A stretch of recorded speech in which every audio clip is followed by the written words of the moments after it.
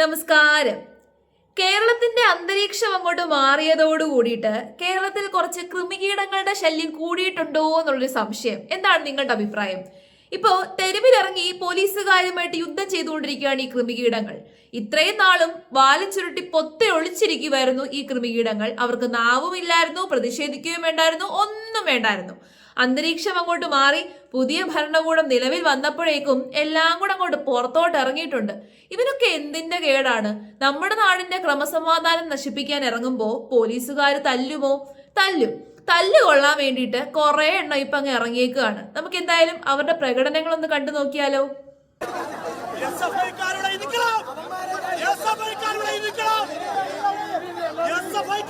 സ്ഥലത്തെത്തിയപ്പോഴേക്കും പാളയം മാർക്കറ്റിന് മുമ്പിൽ വെച്ച് SFI വിദ്യാർത്ഥികളെ ഏകപക്ഷീയമായി ആക്രമിക്കുകയാണ്. എന്താ പോലീസ് കരുതിയേ? ഇവിടെ ഈ സംഘർഷം മുഴുവൻ ക്ഷണിച്ചു വരുത്തിയത് KS മാത്രമല്ല, പോലീസ് കൂടിയാണ്. എടേ, നീയൊക്കെ അവിടെ ഇരിയടേ. ഒന്നുമില്ലല്ലോ, ഒരു മുതിർന്ന നേതാവല്ലേ പറയുന്നത്. പാവം പിള്ളാരെ, കോളേജിൽ പഠിക്കാൻ പോയ പിള്ളാരെ അവിടെ നിന്ന് വലിച്ചിറക്കിക്കൊണ്ട് വന്ന് പ്രതിഷേധിക്കാനാണ് എന്നും പറഞ്ഞുകൊണ്ട് തെരുവിലിറങ്ങി കുളിച്ചോണ്ടിരിക്കുകയാണ്. സർക്കാർ ചെലവിൽ കുളിക്കാൻ വേണ്ടിയിട്ട് കോളേജിൽ പഠിക്കുന്ന പിള്ളാരെ ഇറക്കിക്കൊണ്ട് വരിക എന്ന് പറഞ്ഞു കഴിഞ്ഞാൽ വല്ലാത്ത കഷ്ടമാണ്. ആ പാവങ്ങൾക്ക് തല്ലും വാങ്ങിച്ചു കൊടുത്തേക്കാണ്. ഈ പിള്ളേർക്കൊന്നും ബുദ്ധിയും വിവരവും ഇല്ലയോ എന്നുള്ളതാണ് ഞാൻ ആലോചിക്കുന്നത്. ഇവന്മാരൊക്കെ വിളിക്കുമ്പോഴേക്കും പ്രതിഷേധിക്കാനാണെന്ന് പറഞ്ഞുകൊണ്ട് അങ്ങ് തെരുവിലിറങ്ങും. കഷ്ടപ്പെട്ട് മാതാപിതാക്കൾ കൊണ്ട് കോളേജിൽ ചേർത്തതാണ്. എന്നിട്ട് ഞങ്ങൾ സ്റ്റുഡൻസ് ഫെഡറേഷൻ ഓഫ് ഇന്ത്യ ആണ്, ഞങ്ങൾക്ക് പ്രതിഷേധിക്കാനുള്ള അവകാശമുണ്ട് എന്ന് പറഞ്ഞുകൊണ്ട് ഇപ്പൊ കുറെ എണ്ണം രംഗത്ത് വന്നിട്ടുണ്ട്. ഈ മെയിൻ കളിക്കുന്ന ഇവരെ പോലെയുള്ളവർക്ക് വേണം ആദ്യം തല്ലാൻ വേണ്ടിയിട്ട്. ഇപ്പൊ തല്ല് കൊള്ളുന്നുണ്ടല്ലേ? തല്ല് കൊള്ളുമ്പോ ഇപ്പൊ വേദനയുണ്ടല്ലേ? ഇതിനു മുമ്പ് പാവപ്പെട്ട ജനങ്ങളെ തല്ലി ചതച്ചപ്പോ അവർക്ക് എന്തേ വേദന ഇല്ലായിരുന്നു? മുഖ്യമന്ത്രിയുടെ ഗൺമാൻ വരെയാണ് പാവങ്ങളെ തല്ലി ചതച്ചുകൊണ്ടിരുന്നത്. പ്രതിഷേധിക്കാൻ ജസ്റ്റ് സമാധാനപരമായി പ്രതിഷേധിച്ചപ്പോഴേക്കും അവരെ തല്ലി ചതച്ചു. എന്തിനധികം പറയുന്നു, സാധാരണക്കാർക്ക് പ്രതിഷേധിക്കാൻ പോലും അവസരം ഉണ്ടായിരുന്നില്ല. നമ്മുടെ വീണ ജോർജ് MLA നാടകം നിങ്ങൾ കണ്ടതാണല്ലോ. അപ്പൊ ഇവർക്ക് മാത്രമേ പ്രതിഷേധിക്കാൻ പറ്റത്തുള്ളൂ. തല്ലുകൊണ്ടാൽ എല്ലാവർക്കും വേദനിക്കും. അപ്പോൾ ഇത് തുടക്കം തന്നെ ഹണിമൂൺ പീരീഡിൽ തന്നെ ഇങ്ങനെ SFI തെരുവിലിട്ട് SFI വിദ്യാർത്ഥിനികൾ ഉൾപ്പെടെയുള്ളവരെ തെരുവിലിട്ട് ആക്രമിക്കാനാണ് പരിപാടിയെങ്കിൽ വലിയ വില കൊടുക്കേണ്ടി വരില്ലേ? ശ്രീ രമേശ് ചെന്നിത്തലയും അതോടൊപ്പം തന്നെ ശ്രീ VD സതീശനൊക്കെ. ഞങ്ങളത് ആഗ്രഹിക്കുന്നില്ല. ഏതെങ്കിലും തരത്തിൽ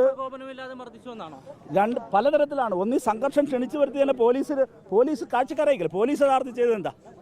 അവിടെ നിന്ന് പ്രകടനം ആരംഭിക്കുമ്പോൾ രണ്ട് വിദ്യാർത്ഥി സംഘടനകളുടെ പ്രകടനം രണ്ട് സമയത്ത് ക്രമീകരിക്കാൻ പോലീസ് മുന്നൊരുക്കം നടത്തണ്ടേ? ഇല്ലെങ്കിൽ പോട്ടെ, രണ്ട് വഴിക്കാണ് പോകുന്നത് എന്ന് ഭീഷണി തുടങ്ങി. വലിയ വില കൊടുക്കേണ്ടി വരുമെന്ന്. ആ വിലയാണിപ്പം നിങ്ങൾ കൊടുത്തുകൊണ്ടിരിക്കുന്നത്. ഇലക്ഷൻ സമയത്ത് നിങ്ങൾ കൊടുത്ത വിലയുണ്ടല്ലോ, ജനങ്ങളുടെ അടുത്ത് ചെയ്തതിനൊക്കെ കൊടുത്ത വിലയാണ്.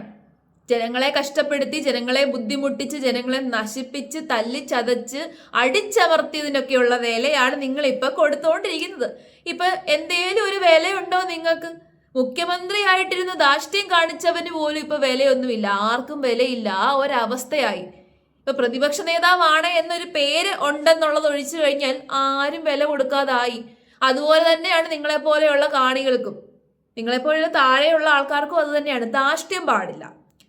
ഒരു ജനാധിപത്യ രാജ്യത്തെ ജനങ്ങൾക്കാണ് പ്രാധാന്യം എന്ന് നിങ്ങൾ മനസ്സിലാക്കിയിരുന്നുണ്ടെങ്കിൽ നിങ്ങൾക്ക് ഈ ഒരു അവസ്ഥ വരത്തില്ലായിരുന്നു. ഇപ്പൊ പുതിയ മന്ത്രിസഭ അങ്ങോട്ട് കയറിയപ്പോഴേക്കും പിന്നെ ജനങ്ങളെ ബുദ്ധിമുട്ടിക്കാൻ വേണ്ടിയിട്ട് തെരുവിലിറങ്ങുകയാണ്. ഇങ്ങനെ തെരുവിലിറങ്ങി അനാവശ്യമായിട്ടുള്ള പ്രതിഷേധം കാണിക്കുമ്പോൾ ജനങ്ങൾ അത് കയ്യും കെട്ടി നോക്കിയിരിക്കുന്നു വിചാരിച്ചോ? പോലീസുകാരെ കയ്യും കെട്ടി നോക്കിയിരിക്കുന്നു വിചാരിച്ചോ? പുതിയ മുഖ്യമന്ത്രിയും ആഭ്യന്തരമന്ത്രിയും ഒക്കെ കേട്ടല്ലോ, പുതിയ ഭീഷണിയുമായിട്ട് വന്നിട്ടുണ്ട്. നിങ്ങൾ ഇതിന് നല്ല മറുപടി കൊടുക്കുക, അതേ പറയാനുള്ളൂ. ജനങ്ങളുടെ മറുപടി കൊടുത്തു. നിങ്ങളെ പുതിയ മന്ത്രിസഭയിലേക്ക് ആനയിച്ചിരുത്തി. ഇനി നിങ്ങളാണ് മറുപടി കൊടുക്കേണ്ടത്. ഇനി വേറെ ഒരു കലാരൂപത്തെ ഞാൻ കാണിച്ചു തരാം.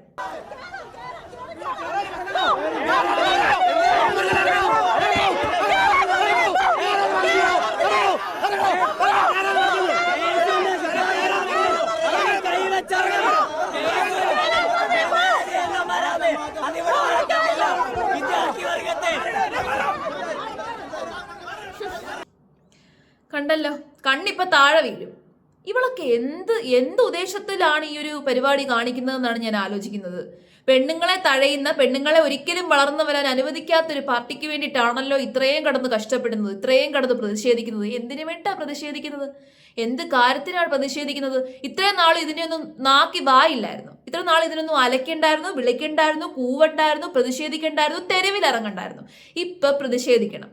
എങ്ങനെ ഇരിക്കുന്നു? ഇവരുടെയൊക്കെ കയ്യിലിരിപ്പ് യഥാർത്ഥത്തിൽ ഇതാണ് യഥാർത്ഥത്തിൽ ഇവരുടെയൊക്കെ കയ്യിലിരിപ്പ്. സമരം പൂക്കുന്ന വഴികൾ. സമരം പൂക്കുമല്ല ചെയ്തുകൊണ്ടിരിക്കുന്നത്, പിന്നെ ജനങ്ങളെ എങ്ങനെ കഷ്ടപ്പെടുത്തണം, പിന്നെ ജനങ്ങളുടെ ഖജനാവിൽ ഇരിക്കുന്ന പൈസ എങ്ങനെ നഷ്ടപ്പെടുത്തണം എന്നുള്ള ലക്ഷ്യം. അത് മാത്രമേ ഉള്ളൂ. പുതിയ സർക്കാരിനെ കൊണ്ട് ഒരു പരിപാടിയും കാണിപ്പിക്കരുത്, ഒരു പരിപാടിയും ചെയ്യിപ്പിക്കരുത്. ഞങ്ങളോ ചെയ്തില്ല, മറ്റുള്ളവരെയും കൊണ്ടും ചെയ്യിപ്പിക്കത്തില്ല. അതാണ് ഇവരുടെ പരിപാടി.